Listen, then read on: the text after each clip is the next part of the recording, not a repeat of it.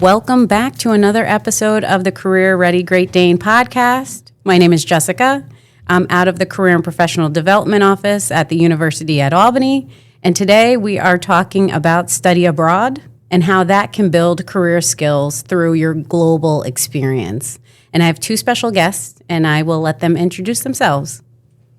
Yeah, hi.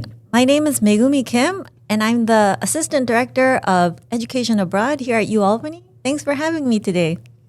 My name is Sophie. I am a senior here at Albany. I'm studying political science and communications, and I was a study abroad participant at London School of Economics and Political Science.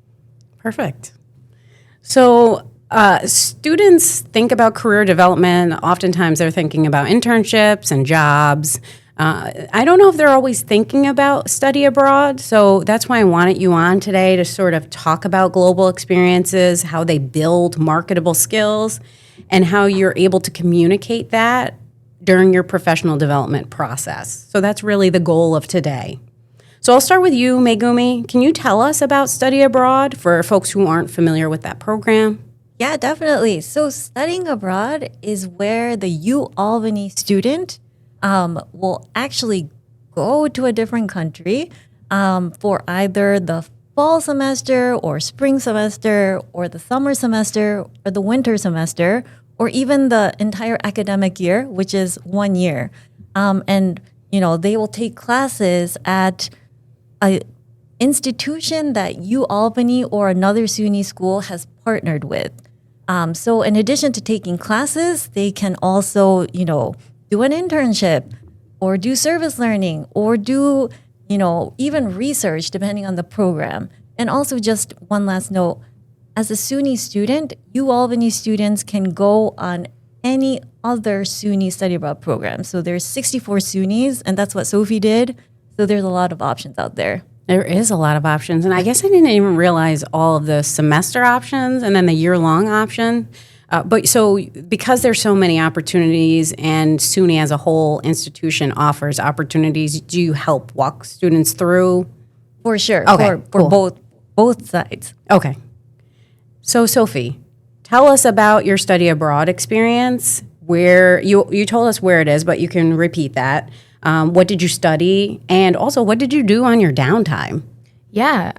So I did a study abroad in London.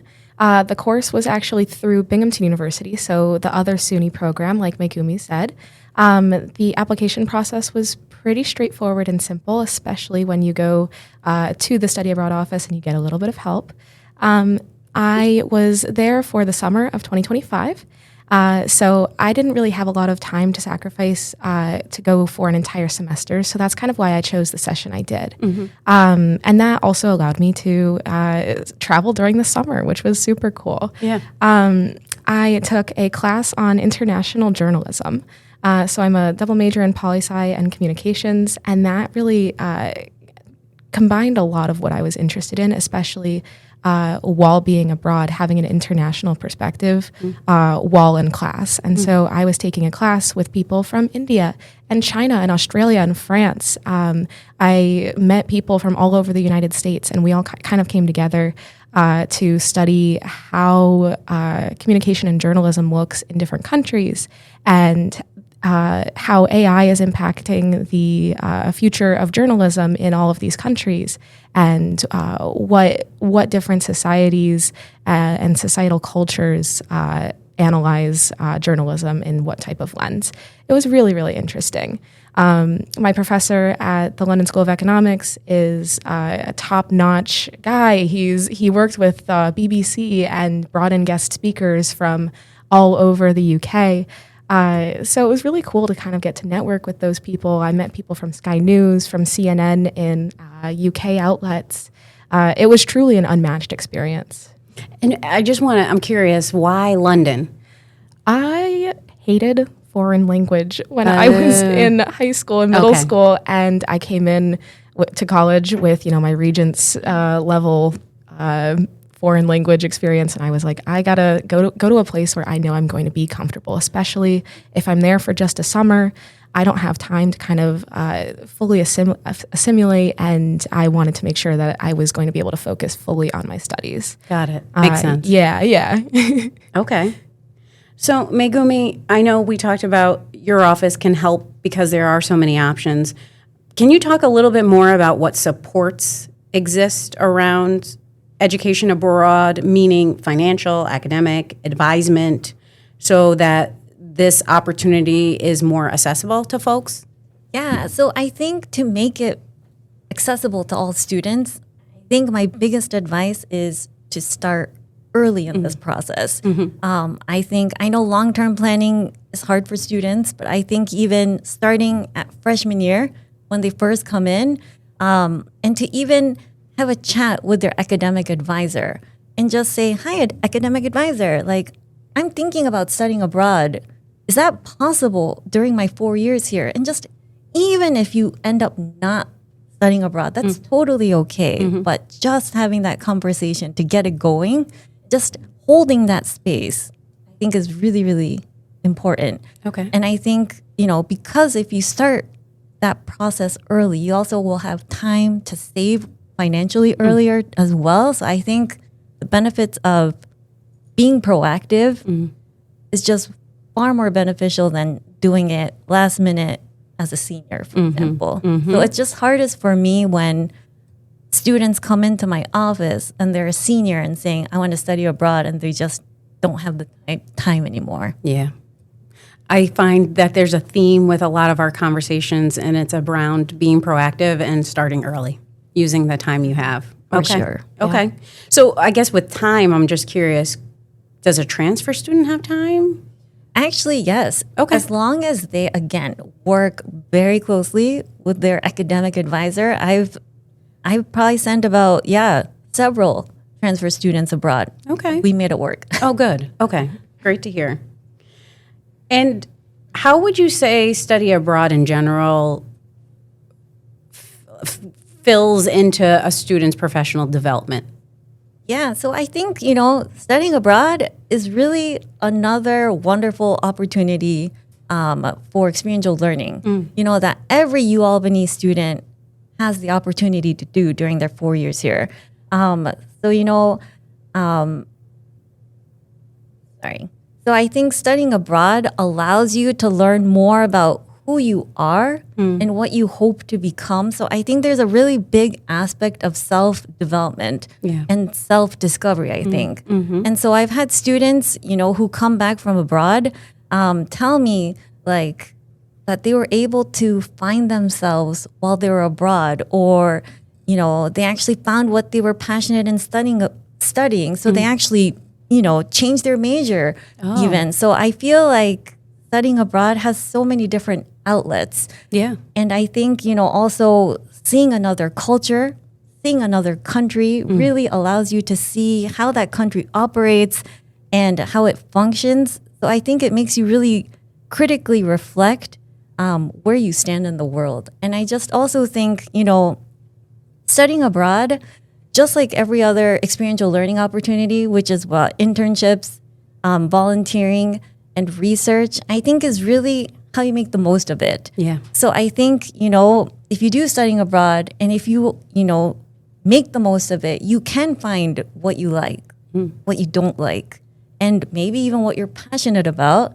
And I think, being self-aware and being able to discover who you are is really critical in that first step of the career process. Because unless you don't know what you like, if you don't know what you like or don't like, you don't know what job to get after college. That's like half the battle, Yes, right? for sure. Yeah, For sure. it gives you direction and purpose. For sure. That makes sense. And I find a lot of students say, if I have one regret going to college, it was that I didn't study abroad. I know that's mine, so I think that all makes sense. Another question, Megumi, in terms of just this self-discovery, how can students choose a study abroad program that aligns with their major or career goals? Yes. Does your office help with that, or maybe with coinciding with advisement? No, for sure. And actually, right now we do like a weekly like walk-in advising at the academic support center each week. So we do hope to be that one-stop shop. But also, I just wanted to say it takes legwork. I don't know if it took legwork for you, but Sophie, but it does take legwork. But for the U Albany Study Abroad programs, you don't have to take just your major classes. You can also take your minor. Okay. You could also take your gen ed classes or even elective classes. So just classes for fun.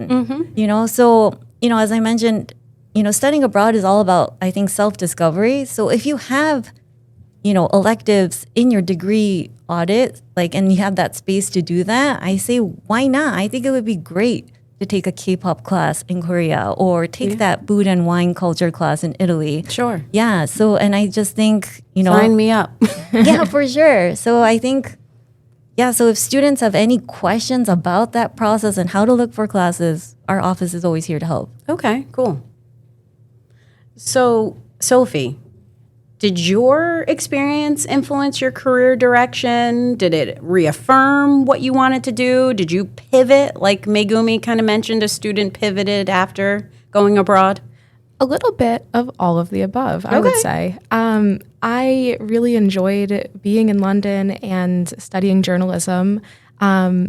I know I don't want to work as a broadcast journalist, but I also work on campus as the student assistant with the Office of Communications and Marketing, and I know that I love writing, and I did a lot of that when I was in class at the London School of Economics, and I think that I kind of like refined the idea of being in political communications and exactly what I want to do. Okay. And having a little bit of an international perspective certainly has helped me, say, oh, maybe I want to work in DC. Maybe I want to specifically talk about how civic engagement intertwines with journalism, because I've seen that I've heard about all different types of international testimonies. And yeah, I'm writing my thesis right now about topics that I learned about while I was in London. So yeah, definitely pivoting and helped me refine and furthered my interests, all of it. Yeah, that's great. So Megumi, what sort of skills do you feel like students gain abroad that you think employers would care about? Yeah, for sure. So, I think students would literally gain all of the NACE career competencies. So NACE stands for the National Association of Colleges and Employers, the career readiness competencies. And just to provide context, that's, the 8 skills that employers typically look for in new graduates. So, those 8 skills are career and self-development, communication, leadership, professionalism, teamwork, technology, critical thinking, and equity and inclusion. Yeah, and so just to support this information, so the Forum on Education Abroad, so this is a well-known study abroad association in the U.S., they published an article called The Value of Education Abroad to Employees and Employers just at the end of last year. And so this article actually highlights that employers do appreciate students who have studied abroad because they actually do gain these concrete skills of, collaboration just because you are in a different country and you probably took classes with so many different types of students, Sophie. So you have to learn how to work on a project together or be on an extracurricular activity together and just to navigate that. Yeah. And also, innovation, I'm sure, Sophie, you may have experienced this as well. Like, there's a lot of ambiguity when you're abroad and you have to, adapt. And I think because of that, navigating, you gain those innovation skills and also just broad communication skills. I know, Sophie, you went to England, so you speak English, but still there are other students who probably English wasn't their native tongue. So you have to learn how to work with them. So I think those are all such critical skills during this chaotic political time. And also just one thing to add. So, the Forum on Education Abroad actually also, what's the word? Like they actually made another report on like the earning impact of education abroad participation. And I just wanted to note that, so they found that students who actually studied abroad make $159 more coming out of college compared to students who actually haven't studied abroad. I look forward to that. Yeah, so I have this report here if you want to read it. Okay, I guess that's good. That's good counterbalance to the narrative that it is expensive and I can't afford it and it's not accessible.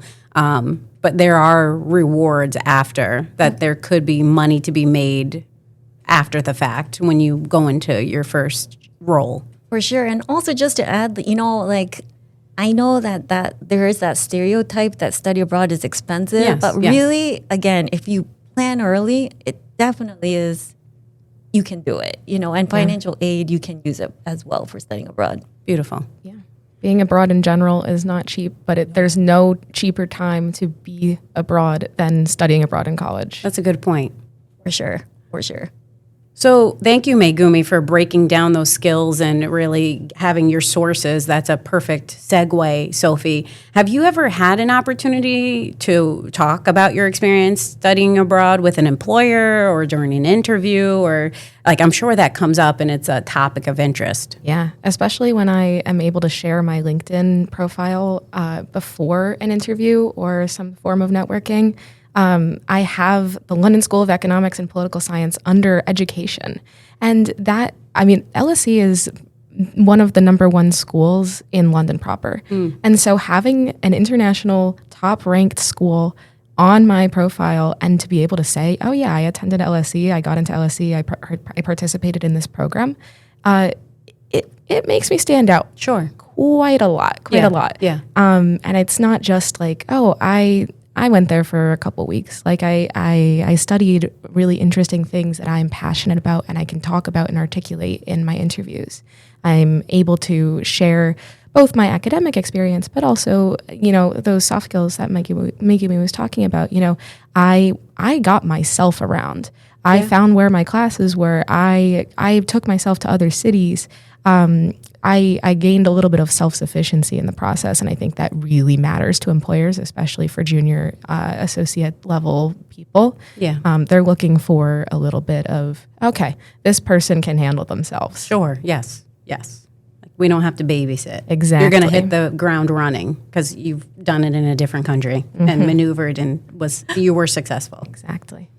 So what's something you learned about yourself abroad that surprised you, Sophie? Anything? Yeah, I had not done a lot of solo travel beforehand. I'm always traveling with my family. My family were big travelers, but we haven't, I had not personally been out of the country by myself. And so I made a lot of friends and we were all interested in slightly different things.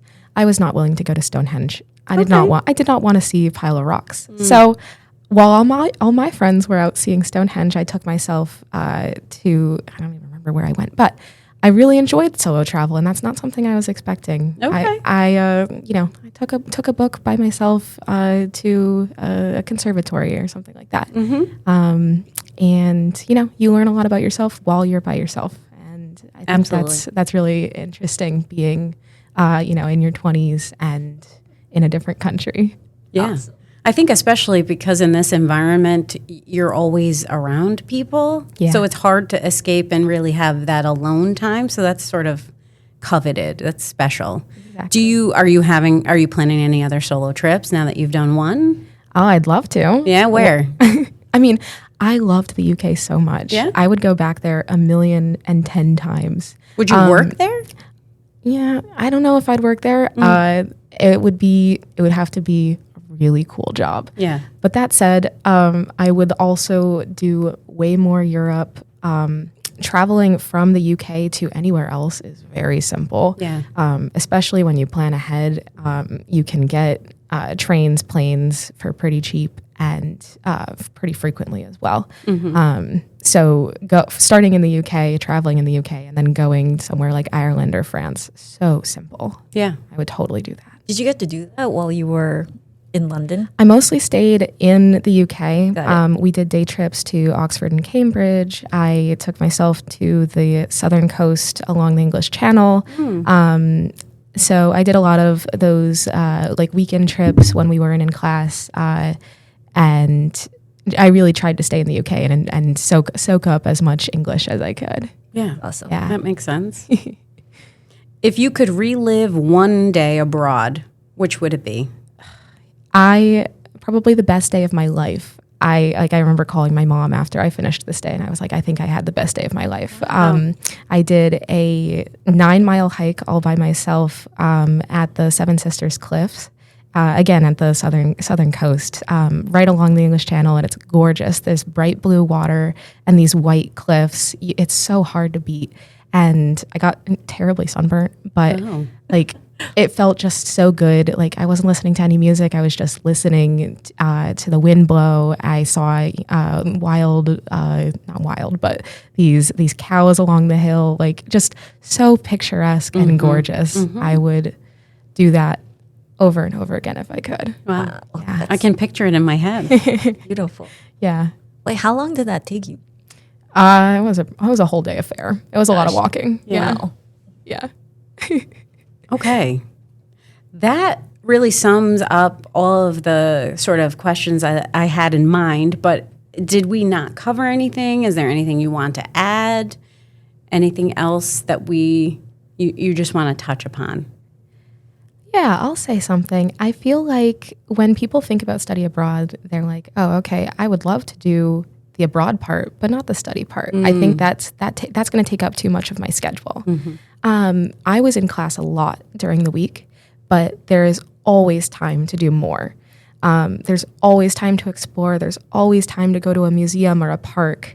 And even if you are at a really challenging school like I was, that don't let that stop you, from doing study abroad, period, because you don't want to do the study part, but also keep in mind that no matter what, you will have time to explore and make friends. There's always weekends. There's always time. Yeah, it's a balance. Exactly. Yep. Anything else, Megumi? Yeah, I think just one last thing, given the society that we're in now, it's easy to look inward, but I think it's even more important now than ever that diplomacy is crucial, and building bridges with others around the world. So I hope, studying abroad can allow a student, to open their eyes to that. That's a great way to end. Yeah, so the big thing, I encourage students to talk to Education Abroad, Career and Professional Development, and their advisor early and often, because plans always change, and that's okay. And that studying abroad can help with your career development and can pay off in the end when you get your first role, which is also great. So there's just benefits upon benefits upon benefits, it sounds like. So I want to thank Megumi. I want to thank Sophie for your experience. Thank you so much for sharing. I think this was really insightful, and I appreciate your advice. Thanks for letting us be Thank here. you.